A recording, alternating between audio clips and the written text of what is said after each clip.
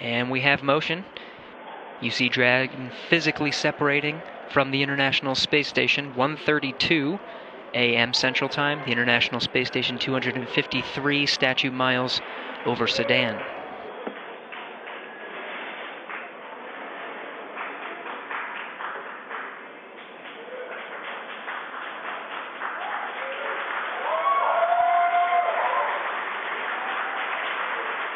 The station is supposed to go into ISS thrusters enabled.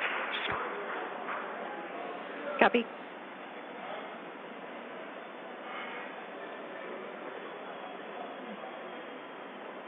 So there you can see on your screen visual confirmation. What a gorgeous shot.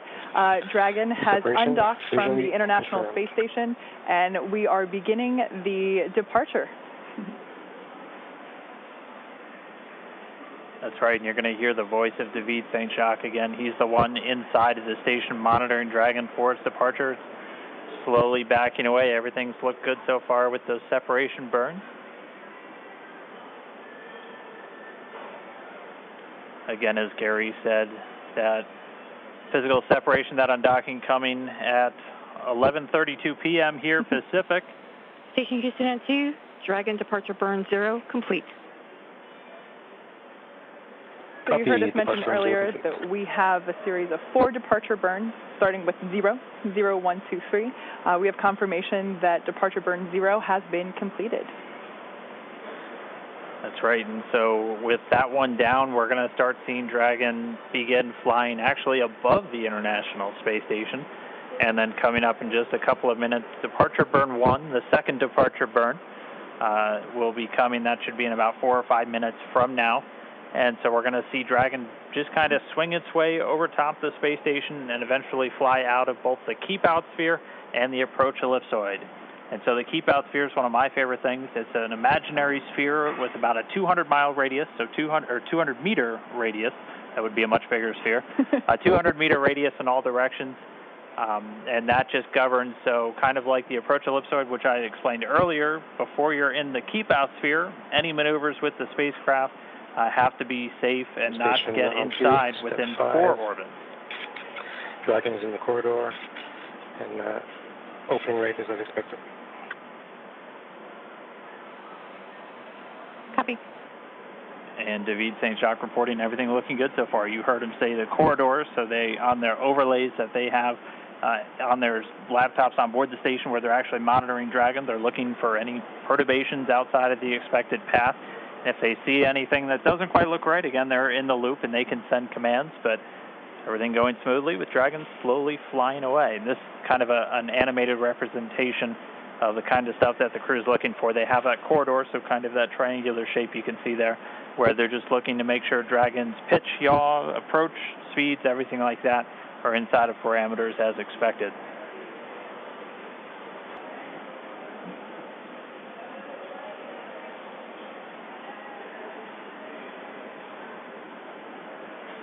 Dragon continuing to fly free.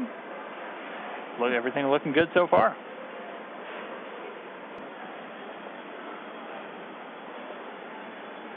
So just in case you've just tuned in, we are currently watching Dragon as it departs from the International Space Station. It's been a really smooth operation so far with the undocking procedure, and now we're moving into departure. As of right now, you can see on your screen the Dragon capsule moving away from the approach ellipsoid. There we can see the nose cone still in its open position, leaving the forward hatch exposed. We will be closing that prior to Dragon's re-entry.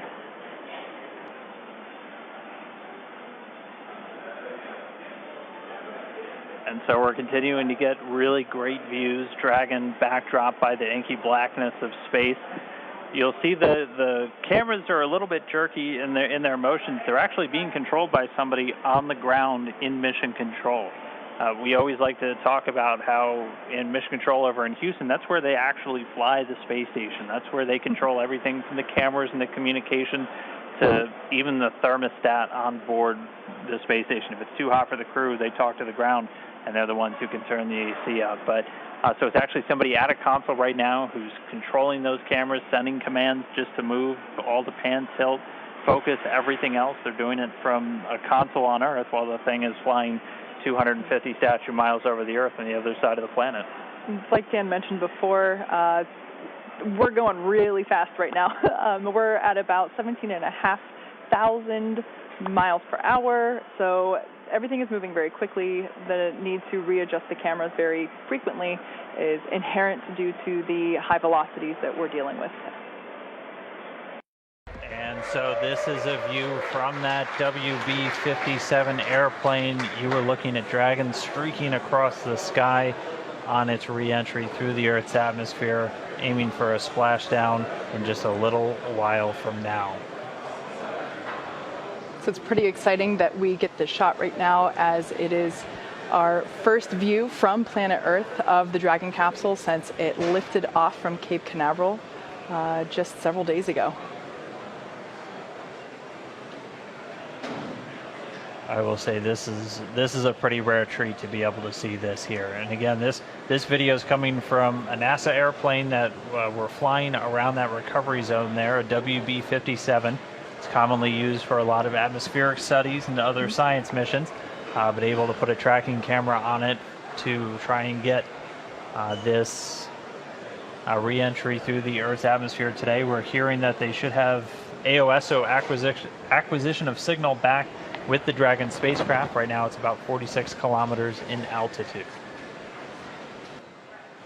The Dragon spacecraft continuing to descend. It's now subsonic, so already starting to slow down thanks to the aero braking, basically slamming into that Earth's atmosphere, causes a lot of friction and allows the vehicle to eventually reach its terminal velocity, basically. And then those parachutes are going to kick in.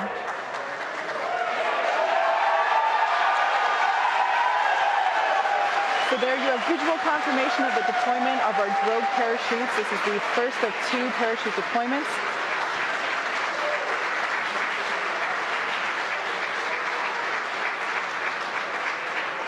So those drogue chutes do the initial slowing, and then they're ultimately going to pull out the 4 main parachutes responsible for really slowing the spacecraft down prior to that splashdown.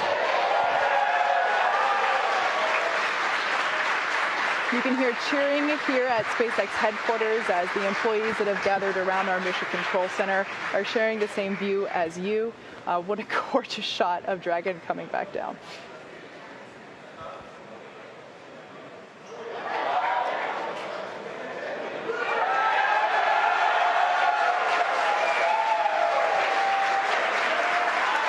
And here come the mains.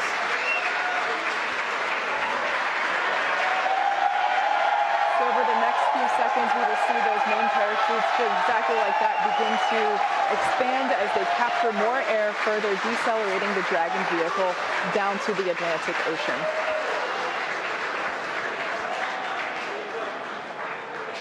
You really can't ask for a more picture-perfect shot than that. And yes, all 4 chutes now deployed. It's going to continue to descend. It's going to continue to slow down and then ultimately splash down in the Atlantic there. We're now under a kilometer in altitude.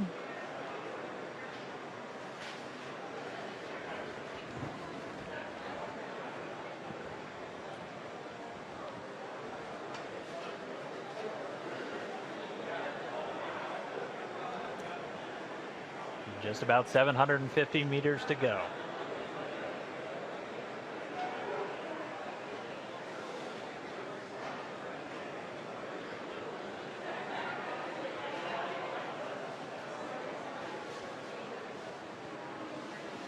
In case if you're just joining us, you can see on your screen there, Dragon has just re-entered the Earth's atmosphere after departing from the International Space Station. We have a gorgeous shot of 4 healthy parachutes deployed and slowing the vehicle down as it is approaching the surface of the Atlantic Ocean off the coast of Florida.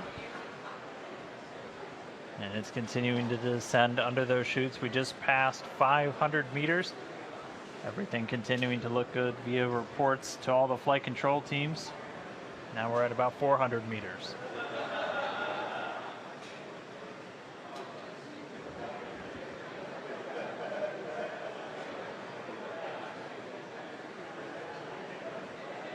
And just passing 300 meters, continuing to descend. We might be right on time.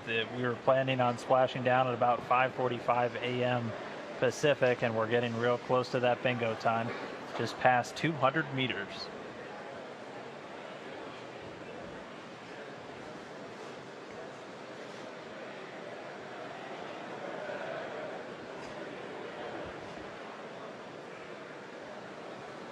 And we have confirmation that Dragon is now under 100 meters, is 100 meters above the surface of the ocean.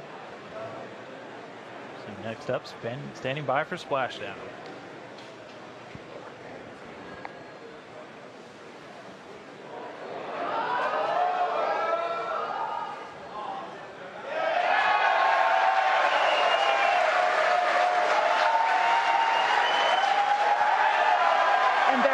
Confirmation of splashdown. Dragon has returned to planet Earth. It is now back home, and you can see on your screen our two fast boats racing out to the capsule, now in recovery. That splashdown came right on time, 5:45 a.m. Pacific, 8:45 a.m. over on the East Coast. The teams that have been ready and waiting, they were staged just a few nautical miles away. They're going to start moving in now. You can see those two fast approach boats already speeding their way towards the capsule.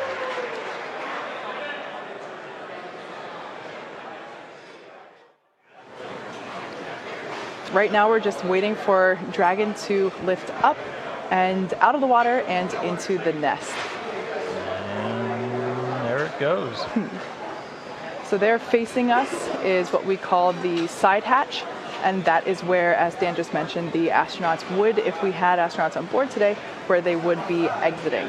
The top hatch is what we use to connect to the ISS, and that is currently hidden underneath the nose cone. But like we said, astronauts will be coming out of the side hatch. And we got a beautiful shot there. Now the hydraulic lift is coming back towards us, and it is preparing to lower the Dragon capsule into its nest.